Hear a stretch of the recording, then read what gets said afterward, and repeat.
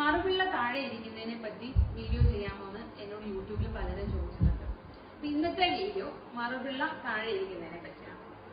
ചിലപ്പോൾ ഉറങ്ങി എണീക്കുമ്പോൾ ഡ്രസ്സ് ഫുള്ള് നനഞ്ഞ് ബെഡ്ഷീറ്റ് ഫുള്ള് നനഞ്ഞ് ബ്ലഡായിട്ട് കിടക്കുന്ന അങ്ങനെ ഒരു അവസ്ഥയിൽ എണീക്കേണ്ടി വരാം. ഇനി എപ്പോഴാണ് നമ്മൾ ഇതിനെ പ്ലാസന്റ പ്രിവ്യ എന്ന് പറയുന്നത്, അതായത് സിഗ്നിഫിക്കന്റ് ആയിട്ട് മറുപിള്ള താഴെയാണ്, നിങ്ങൾ ശ്രദ്ധിക്കണം എന്ന് പറയുന്നത് എപ്പോഴും ചോദിക്കും. പ്ലാസന്റ പ്രിവ്യ ഉള്ളവർക്ക് നോർമൽ ഡെലിവറി സാധ്യമാണ്. കുഞ്ഞിന്റെ ഡെത്ത് ഉണ്ടാകാനും അമ്മയ്ക്ക് തന്നെ മരണം വരെ സംഭവിക്കാനുള്ള സാധ്യത ഉണ്ടാക്കുന്ന ഒരു സാധനമാണ്. അമ്മയുടെ ലൈഫ് സേവ് ചെയ്യാൻ വേണ്ടി, അമ്മയുടെ ലൈഫ് രക്ഷിക്കാൻ വേണ്ടി ചിലപ്പോൾ യൂട്രസ് തന്നെ എടുത്ത് മാറ്റേണ്ട ഒരു സ്ഥിതി വന്നേക്കാം.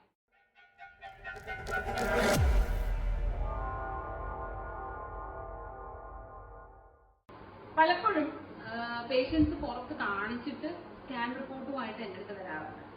എന്തെന്ന് ചോദിക്കുമ്പോൾ പ്ലാസന്റ താഴെയാണ് എന്ന് പറഞ്ഞിട്ടാണ് വരിക.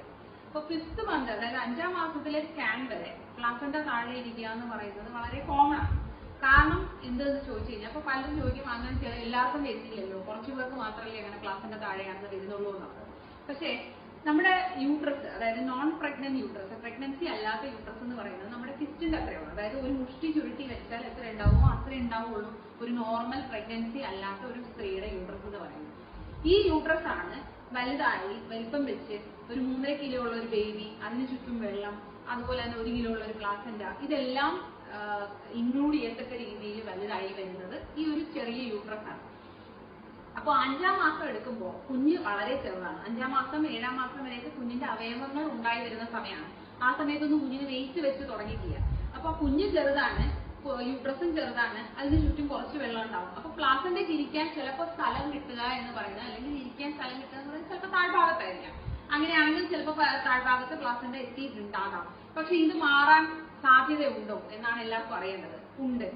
ഈ യൂട്രസ്, അതായത് ഈ ചെറുതായിട്ടിരിക്കുന്ന യൂട്രസ്, അത് കഴിഞ്ഞ് വലിപ്പം വെച്ച് നമ്മുടെ നെഞ്ചിന്റെ താഴെ വരെ എത്തുന്നുണ്ട്. അപ്പൊ ഈ വലുതാകുന്ന പോർഷൻ, അതായത് യൂട്രസ് വലിപ്പം വയ്ക്കുന്ന പോർഷൻ എന്ന് പറയുന്നത് നമ്മുടെ പ്ലാസന്റ അറ്റാച്ച് ചെയ്തിരിക്കുന്ന അല്ലെങ്കിൽ മറുപിള്ള ഒട്ടിപ്പിടിച്ചിരിക്കുന്ന ഭാഗമാണ് എന്നുണ്ട്. ഈ യൂട്രസ് ആ അറ്റാച്ച് ചെയ്തിരിക്കുന്ന, അതായത് പ്ലാസന്റ അറ്റാച്ച് ചെയ്തിരിക്കുന്ന ഭാഗം മുകളിലോട്ട്, യൂട്രസ് വളരുന്നതോടൊപ്പം മുകളിലോട്ട് പോകുമ്പോൾ നോർമലി പ്ലാസന്റ മുകളിലോട്ട് പോകുന്നതാണ്. എന്നാൽ അങ്ങനെ സംഭവിക്കാതിരിക്കാൻ സാധ്യതയുണ്ട്. ഉണ്ട്. ഈ മറുപിള്ള അറ്റാച്ച് ചെയ്തിരിക്കുന്ന പോർഷൻ അല്ല മുകളിലോട്ട് വളരുന്നത് എന്നുണ്ടെങ്കിൽ, മറുപിള്ള ആദ്യമേ താഴെയാണെങ്കിൽ പിന്നെയും അത് താഴെ തന്നെ ഇരിക്കാനുള്ള സാധ്യത കൂടുതലാണ്. അത് പ്രത്യേകിച്ചും നമ്മുടെ യൂട്രസിന്റെ ഗളഭാഗം, അതായത് നമ്മുടെ ഡെലിവറി സമയത്ത് ഓപ്പൺ ചെയ്യുന്ന ഭാഗം കവർ ചെയ്താണ് ആദ്യമേ പ്ലാസന്റ ഇരിക്കുന്നത് എന്നുണ്ടെങ്കിൽ, മറുപിള്ള ഇരിക്കുന്നതെന്നുണ്ടെങ്കിൽ കൂടുതലും അങ്ങനെ തന്നെ ഇരിക്കാനാണ് സാധ്യത എന്നുള്ളതാണ്. ഒരു 2 സെന്റിമീറ്റർ അല്ലെങ്കിൽ 1 സെന്റിമീറ്റർ വ്യത്യാസത്തിലാണ് 5ാം മാസത്തെ സ്കാനിൽ ഇരിക്കുന്നതെങ്കിൽ മിക്കവാറും അത് മുകളിലോട്ട് കയറി പോകാനാണ് സാധ്യത. അപ്പൊ ഇതെന്തുകൊണ്ട് 5ാം മാസത്തെ സ്കാനിൽ നമ്മൾ അതത്ര വലിയ കാര്യമായിട്ട് പറയുന്നില്ല എന്നുള്ളതിന് കാരണം പറഞ്ഞതാണ്. ഇനി എപ്പോഴാണ് നമ്മൾ ഇതിനെ പ്ലാസന്റ പ്രിവ്യ എന്ന് പറയുന്നത്, അതായത് സിഗ്നിഫിക്കന്റ് ആയിട്ട് മറുപിള്ള താഴെയാണ്, നിങ്ങൾ ശ്രദ്ധിക്കണം എന്ന് പറയുന്നത് എപ്പോഴാണ് എന്നുള്ളതാണ്. ശരിക്കും ആഫ്റ്റർ അറ്റൈനിങ് മെച്യൂരിറ്റി, അതായത് ബേബി പുറത്തിറങ്ങിയാൽ ബേബിക്ക് ജീവിക്കാൻ പറ്റും, ലൈഫ് ഉണ്ടാകും എന്നുള്ളൊരു സിറ്റുവേഷൻ വന്നു കഴിയുമ്പോഴാണ് നമ്മൾ ഈ മറു താഴെ ഇരിക്കുന്നതിനെ പ്ലാസന്റ പ്രിവ്യ എന്ന് പറയാം. അതുവരെ നമ്മൾ ലോ ലൈൻ പ്ലാസന്റ എന്നാണ് പറയാം.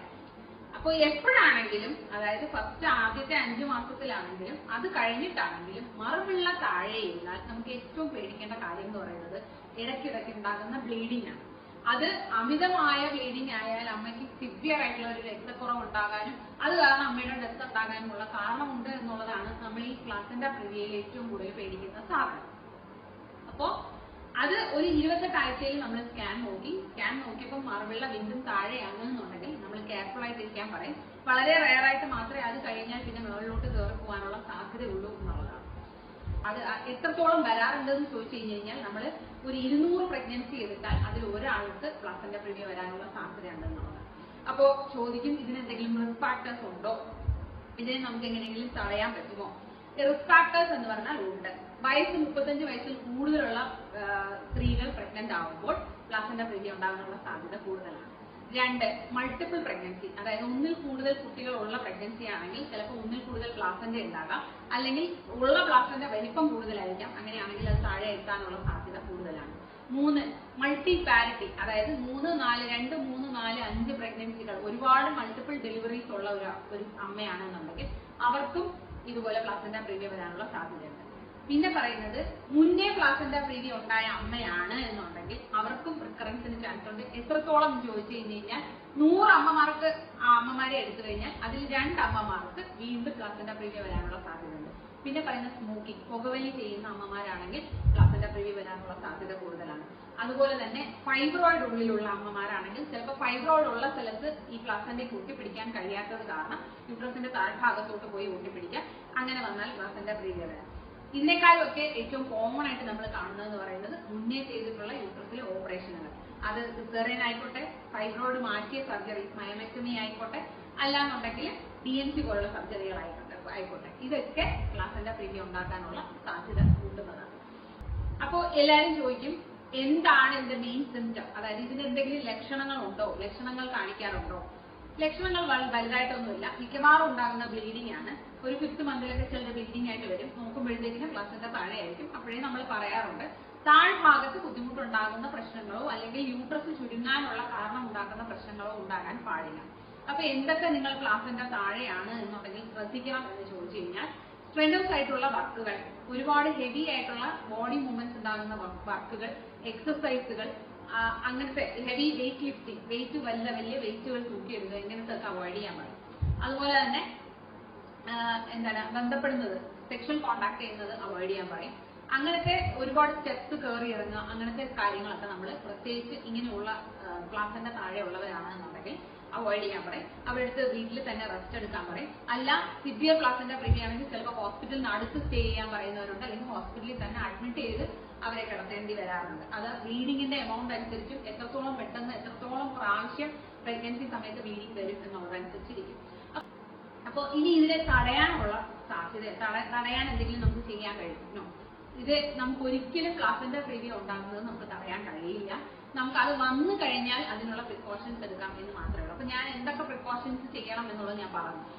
റെസ്റ്റ് എടുക്കുക, വീട്ടില് ബ്ലീഡിങ് എപ്പോൾ ഉണ്ടായാലും ഹോസ്പിറ്റലിൽ പോയി കാണിക്കുക, ഫ്രീക്വന്റ് ആയിട്ട് ചെക്കപ്പുകൾ നടത്തുക, ഇതൊക്കെയാണ് നമുക്ക് ചെയ്യാൻ കഴിയുക എന്നുള്ളത്. മൈൽഡ് പ്ലാസന്റ പ്രീവി ആണെന്നുണ്ട്, വലിയ ബ്ലീഡിംഗ് ഒന്നും ഇല്ലാത്ത ആളാണെങ്കിൽ നമുക്ക് വീട്ടിൽ തന്നെ റെസ്റ്റ് എടുത്താൽ മതി. വീട്ടിൽ തന്നെ ബ്ലീഡിംഗ് ഉണ്ടാകുമ്പോൾ കുറച്ച് കൂടുതൽ ഫ്രീക്വന്റ് ആയിട്ട് ചെക്കപ്പിന് പോവുക, ബ്ലീഡിംഗ് ഉണ്ടാകുകയാണെങ്കിൽ എമർജൻസി ആയിട്ട് ഹോസ്പിറ്റലിൽ പോവുക. ഇല്ല, സിവിയർ പ്ലാസന്റ പ്രീവി ആണെങ്കിൽ നമുക്ക് ഹോസ്പിറ്റലിൽ തന്നെ അവരെ അഡ്മിറ്റ് ചെയ്യേണ്ടി വരും. യൂട്രസ് ചുരുങ്ങാതിരിക്കാൻ വേണ്ടിയിട്ടുള്ള ഇഞ്ചക്ഷൻസ് കണ്ടിന്യൂസ് ആയിട്ട് എടുക്കേണ്ടി വരും. ബ്ലീഡിംഗ് ഉണ്ടാകുകയാണെങ്കിൽ അതിനനുസരിച്ചുള്ള ട്രീറ്റ്മെന്റ് കൊടുക്കേണ്ടി വരും. രക്തക്കുറവുണ്ടെങ്കിൽ അത് കറക്റ്റ് ചെയ്യേണ്ടി വരും. ചിലപ്പോൾ ബ്ലഡ് ട്രാൻസ്ഫ്യൂഷൻ ചെയ്യേണ്ടി വരും. അതല്ല, എപ്പോഴെങ്കിലും എമർജൻസി ആയിട്ട് CS ചെയ്യേണ്ടി വരും. അതായത് സിവിയർ ആയിട്ട് ബ്ലീഡിംഗ് ഉണ്ടാകുകയാണെന്നുണ്ടെങ്കിൽ എമർജൻസി ആയിട്ട് സിസേറിയൻ ചെയ്യേണ്ടി വരും. ഇനി ഇതിൽ എന്തൊക്കെ കോംപ്ലിക്കേഷൻസ് വരാം? ഞാൻ പറഞ്ഞു, ബ്ലീഡിംഗ് ആണ് ഇതിൽ നമ്മൾ എക്സ്പെക്ട് ചെയ്യുന്ന ഏറ്റവും വലിയ കോംപ്ലിക്കേഷൻ. എന്തുകൊണ്ട് എന്ന് ചോദിച്ചു കഴിഞ്ഞാൽ, ഈ ബ്ലീഡിംഗ് വരുമ്പോൾ അമ്മയ്ക്ക് മുന്നേ വേറെ ഒരു വാർണിംഗ് സൈൻ ആയിട്ട് ഒന്നും കിട്ടണമെന്നില്ല. അതായത് വേദനയോ അല്ലെങ്കിൽ എന്തെങ്കിലും ബുദ്ധിമുട്ടുകളോ ഒന്നും ഉണ്ടാകുന്നതൊന്നുമില്ല. പെട്ടെന്ന് ചിലപ്പോൾ ഉറങ്ങി എണീക്കുമ്പോൾ ഡ്രസ്സ് ഫുള്ള് നനഞ്ഞ്, ബെഡ്ഷീറ്റ് ഫുള്ള് നനഞ്ഞ് ബ്ലഡ് ആയിട്ട് കിടക്കുന്ന അങ്ങനെ ഒരു അവസ്ഥയിൽ എണീക്കേണ്ടി വരാം. അതാണ് പ്ലാസന്റ പ്രീവിയുടെ ബ്ലീഡിങ്ങിന്റെ പ്രത്യേകത. അമ്മ പോലും അറിയാതെ സിവിയർ ആയിട്ട് ബ്ലീഡ് ചെയ്തു എന്ന് വരാം. അങ്ങനെ സിവിയർ ആയിട്ട് ബ്ലീഡ് ചെയ്താൽ അമ്മയ്ക്ക് രക്തക്കുറവുണ്ടായിരുന്നു വരാം. അതിലും അമിതമായി ബ്ലീഡ് ചെയ്ത് കഴിഞ്ഞ് കഴിഞ്ഞാൽ അമ്മയ്ക്ക് ഷോക്കിലോട്ട് പോയി അമ്മയുടെ മരണം വരെ സംഭവിച്ചു എന്ന് വരാം, കുഞ്ഞിന്റെ മരണവും സംഭവിച്ചു എന്ന് വരാം. അപ്പൊ ഇതാണ് ബ്ലീഡിംഗ് എന്ന് പറയുന്നതും രക്തക്കുറവ് ഉണ്ടാക്കുക എന്ന് പറയുന്നതൊക്കെയാണ് ഇതിന്റെ മെയിൻ ആയിട്ട് ഉണ്ടാകുന്ന കോംപ്ലിക്കേഷൻസ് എന്ന് പറയുന്നത്. പിന്നെ പറയുന്ന പ്ലാസന്റൽ അബ്രപ്ഷൻ ഉണ്ടാകാനുള്ള സാധ്യത, അതായത് മറുപിള്ള നേരത്തെ തന്നെ ഉള്ളിൽ വെച്ച് തന്നെ സെപ്പറേറ്റ് ചെയ്ത് പോകാനും അത് കാരണം സിവിയർ ആയിട്ട് ബ്ലീഡിംഗ് ഉണ്ടാകാനും കുഞ്ഞിന്റെ ഡെത്ത് ഉണ്ടാകാനും അമ്മയ്ക്ക് തന്നെ മരണം വരെ സംഭവിക്കാനുള്ള സാധ്യത ഉണ്ടാക്കുന്ന ഒരു സാധനമാണ് ഈ പ്ലാസന്റൽ അബ്രപ്ഷൻ എന്ന് പറയുന്നത്. അപ്പൊ അതല്ലാതെ പിന്നെ പ്രീടേം ഡെലിവറി, അതായത് നേരത്തെ തന്നെ ഇപ്പം ബ്ലീഡിംഗ് സിവിയർ ആയി കഴിഞ്ഞ് കഴിഞ്ഞാൽ അമ്മയെ നേരത്തെ തന്നെ ഓപ്പറേഷൻ ചെയ്ത് കുഞ്ഞിനെ പുറത്തെടുത്ത് മറുപിള്ള സെപ്പറേറ്റ് ചെയ്ത് എടുക്കേണ്ട ഒരു അവസ്ഥ ചിലപ്പോൾ ഉണ്ടായേക്കാം. അത് അത്രത്തോളം ബ്ലീഡിംഗ് ആണെങ്കിലാണ്. അപ്പോൾ നമ്മൾ എങ്ങനെ മാനേജ് ചെയ്യും ഇങ്ങനത്തെ പേഷ്യൻസിനെ ചോദിച്ചു കഴിഞ്ഞ് കഴിഞ്ഞാൽ അത് 2-3 കാര്യങ്ങളെ ചിന്തിച്ചിരിക്കും. ഒന്ന്, അമ്മയ്ക്ക് എത്ര മാസമായി. 2, എത്രത്തോളം ബ്ലീഡിംഗ് ഉണ്ട്. എപ്പോഴാണെങ്കിലും അമിതമായ ബ്ലീഡിംഗ് ഉണ്ട്, അമ്മയുടെ ജീവൻ ആപത്താണ് എന്ന് തോന്നിക്കഴിഞ്ഞ് കഴിഞ്ഞാൽ നമുക്ക് ചിലപ്പോൾ കുഞ്ഞിനെ പുറത്തെടുക്കേണ്ടി വരുന്നു എന്ന് വരും. പിന്നെ പറയുന്നതെന്ന് വെച്ച് കഴിഞ്ഞാൽ കുഞ്ഞിന്റെ ഹെൽത്ത്, അതായത് കുഞ്ഞ് പുറത്തിറങ്ങിയാൽ ജീവിക്കോ, കുഞ്ഞിന് എത്ര വെയിറ്റ് ഉണ്ട്, ഇതൊക്കെ അനുസരിച്ചിരിക്കും നമ്മൾ ചെയ്തത്. അപ്പോൾ ചോദിക്കും, പ്ലാസന്റ പ്രീവിയ ഉള്ളവർക്ക് നോർമൽ ഡെലിവറി സാധ്യമാണോ? 100% ഇല്ല. പ്ലാസന്റ പ്രീവിയ ഉള്ളവർക്ക് 100% നമ്മൾ ചെയ്യുന്നത് സിസേറിയൻ ആണ്. അത് ഇലക്റ്റീവ് ആണോ, അതായത് ഡേറ്റ് പ്ലാൻ ചെയ്ത് ചെയ്യണോ എമർജൻസി ആയിട്ട് ചെയ്യണോ എന്നുള്ളത് അമ്മയുടെ കണ്ടീഷൻ അനുസരിച്ചിരിക്കും എന്നുള്ളതാണ്. എമർജൻസി ആയിട്ടെന്ന് പറഞ്ഞാൽ ഞാൻ പറഞ്ഞു, എപ്പോഴാണോ അമ്മയ്ക്ക് സിവിയർ ആയിട്ട് ബ്ലീഡിംഗ് നമുക്ക് കൺട്രോൾ ചെയ്യാൻ പറ്റാത്ത രീതിയിൽ അമ്മയുടെ ജീവനെ ബാധിക്കുന്ന രീതിയിൽ ബ്ലീഡിംഗ് ഉണ്ടാകുന്നത്, അപ്പോൾ നമുക്ക് ചിലപ്പോൾ ഓപ്പറേഷൻ ചെയ്യേണ്ടി വന്നുകൊണ്ടിരിക്കാം.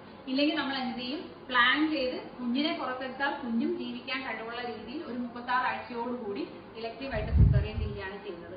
അതും സെപ്പറേറ്റ് ആയിട്ട് ബ്ലഡ് ഒക്കെ അറേഞ്ച് ചെയ്ത് ബ്ലീഡിംഗ് ഉണ്ടെങ്കിൽ എന്തെങ്കിലും ചെയ്യാൻ വേണ്ടി എല്ലാ എന്താണ് സംരംഭങ്ങളും റെഡിയാക്കി വെച്ചതിന് ശേഷമാണ് ഇങ്ങനെ ഒരു ഇലക്റ്റീവ് CS പ്ലാസന്റ പ്രീവിയ ഉള്ളവർക്ക് ചെയ്യാം. അപ്പോ ഇനി ചോദിക്കുന്നതെന്ന് പറഞ്ഞാൽ അപ്പൊ ഡെലിവറി സാധ്യമല്ല എന്ന് പറഞ്ഞു. എന്തുകൊണ്ട് ഡെലിവറി, നോർമൽ ഡെലിവറി ഇങ്ങനെയുള്ളവർക്ക് സാധ്യമല്ല? ഇത് യൂട്രസിന്റെ താഴ്ഭാഗത്താണ് ഇരിക്കുന്നത്. യൂട്രസ് മേളിലോട്ട് വലുതായി മുകളിലോട്ട് പോകുന്ന സമയത്ത് ടുവേഴ്സ് ഡേറ്റ്, അതായത് ഡേറ്റ് എടുക്കാറാകുമ്പോൾ എന്ത് സംഭവിക്കാം? യൂട്രസിന്റെ താഴ്ഭാഗം തിന്നാവുകയും യൂട്രസിന്റെ താഴ്ഭാഗം കുറച്ചുകൂടെ മേളിലോട്ട് കയറുകയും ചെയ്യും. അങ്ങനെ വരുന്ന സമയത്ത് ഈ മറുപിള്ള താഴെ ഇരിക്കുകയാണെന്നുണ്ടെങ്കിൽ അതിൽ നിന്ന് ഈ മറു അറ്റാച്ച് ചെയ്തിരിക്കുന്ന പോർഷൻ സെപ്പറേറ്റ് ആകാനും അതിൽ നിന്ന് ബ്ലീഡിങ് വരാനും സാധ്യതയുണ്ട്. അപ്പൊ ഈ ഡെലിവറി സമയത്തായിക്കോട്ടെ ഓസ് കവർ ചെയ്തിരിക്കുന്ന, അതായത് താഴ്ഭാഗത്ത് ഓപ്പണിംഗ് കവർ ചെയ്തിരിക്കുന്ന മറുപിള്ള ഇരിക്കുകയാണ്. നമ്മള് പെയിൻ വന്നു, താഴ്ഭാഗം വികസനം വന്ന് 2 സെന്റിമീറ്റർ വികസനം ആവുമ്പോഴത്തേക്കിന് എന്ത് സംഭവിക്കും? ഈ മറുപിള്ള വന്ന് അടഞ്ഞിരിക്കുന്ന ആ മറുപിള്ള അവിടെ നിന്നും സെപ്പറേറ്റ് ആയി അവിടെ ആ യൂട്രസിൽ നിന്ന് വിട്ടുവന്ന് അവിടെ ഉണ്ടാകുന്ന രക്തക്കുഴലുകളെല്ലാം പൊട്ടി സിവിയർ ആയിട്ടുള്ള ബ്ലീഡിങ് ഉണ്ടാവും. സിവിയർ ആയിട്ടുള്ള ബ്ലീഡിങ് ഉണ്ടായാൽ അത് അമ്മയ്ക്കും കേടാണ്, കുഞ്ഞിനും കേടാണ്. അതുകൊണ്ടാണ് നമ്മൾ ഇതിന് നോർമൽ ഡെലിവറി അനുവദിക്കാത്തത്. അപ്പൊ 100% അങ്ങനെയുള്ളവർക്ക് നമ്മൾ ഓപ്പറേഷനാണ് ചെയ്യുക. അപ്പൊ എന്താണ് പ്ലാസന്റ പ്രീവിയ? ഞാൻ പറഞ്ഞു, നമ്മുടെ യൂട്രസിന്റെ താഴ്ഭാഗം അഥവാ ഗളഭാഗം അഥവാ അതിന്റെ ഓപ്പണിംഗ് ഭാഗം എടുക്കുമ്പോൾ അതിന്റെ 2 സെന്റിമീറ്റർ ചുറ്റളവിനുള്ളിലാണ് മറുവിന്റെ ഏതെങ്കിലും ഭാഗം ഇരിക്കുന്നത് എന്നുണ്ടെങ്കിൽ നമ്മൾ പ്ലാസന്റ പ്രീവിയ എന്ന് പറയും. അത് 4 ടൈപ്പ് ഉണ്ട്. ലോ ലൈൻ പ്ലാസന്റ പ്രീവിയ എന്ന് പറഞ്ഞാൽ 2 സെന്റിമീറ്ററിനുള്ളിലാണ് അതിന്റെ ഒരു ഭാഗം ഇരിക്കുന്നതെങ്കിലും അത് ആ ഹോളിന് അടുത്തോട്ട് എത്തിയിട്ടില്ല, അല്ലെങ്കിൽ ഹോളിന്റെ അടുത്ത് എഡ്ജ് വരെ പോലും എത്തിയിട്ടില്ല എന്നുണ്ടെങ്കിൽ നമ്മൾ ലോ ലൈൻ പ്ലാസന്റ എന്ന് പറയും. രണ്ടാമത് മാർജിനൽ പ്ലാസന്റ, അതായത് ജസ്റ്റ് ആ ഹോള് വരെ മറുപിള്ള എത്തിയിട്ടുണ്ട് എന്നുണ്ടെങ്കിൽ നമ്മൾ അതിന്റെ മാർജിനൽ പ്ലാസന്റ പ്രീവിയ എന്ന് പറയും. ഇനി അതിന്റെ ആ ഹോളിന്റെ ഒരു ഭാഗം കവർ ചെയ്താണ് മറുപിള്ള ഇരിക്കുന്നതെന്നുണ്ടെങ്കിൽ അതിനെ പാർഷ്യൽ പ്ലാസന്റ പ്രീവിയ എന്ന് പറയും.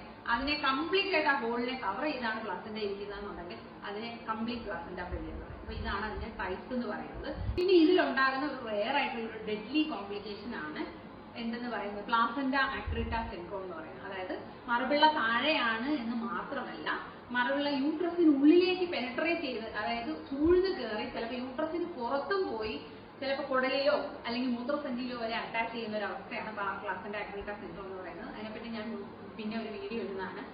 അങ്ങനെ വന്നു കഴിഞ്ഞു കഴിഞ്ഞാൽ ചിലപ്പോൾ നമുക്ക് ഡെലിവറി കഴിഞ്ഞ ശേഷം, അതായത് സിസേറിയൻ ചെയ്ത് കുഞ്ഞിനെ പുറത്തെടുത്ത് കഴിഞ്ഞ ശേഷം ഒരിക്കലും ഈ പ്ലാസന്റ സെപ്പറേറ്റ് ചെയ്യിക്കാൻ പറ്റില്ല. അങ്ങനെ വരുന്ന അവസ്ഥയിൽ ചിലപ്പോൾ ഈ അമ്മയുടെ ലൈഫ് സേവ് ചെയ്യാൻ വേണ്ടി, അമ്മയുടെ ലൈഫ് രക്ഷിക്കാൻ വേണ്ടി ചിലപ്പോൾ യൂട്രസ് തന്നെ എടുത്ത് മാറ്റേണ്ട ഒരു സ്ഥിതി വന്നേക്കാം എന്നുള്ളതാണ്. അതാണ് പ്ലാസന്റ അക്രിറ്റ സിൻഡ്രോം എന്ന് പറയുന്നത്.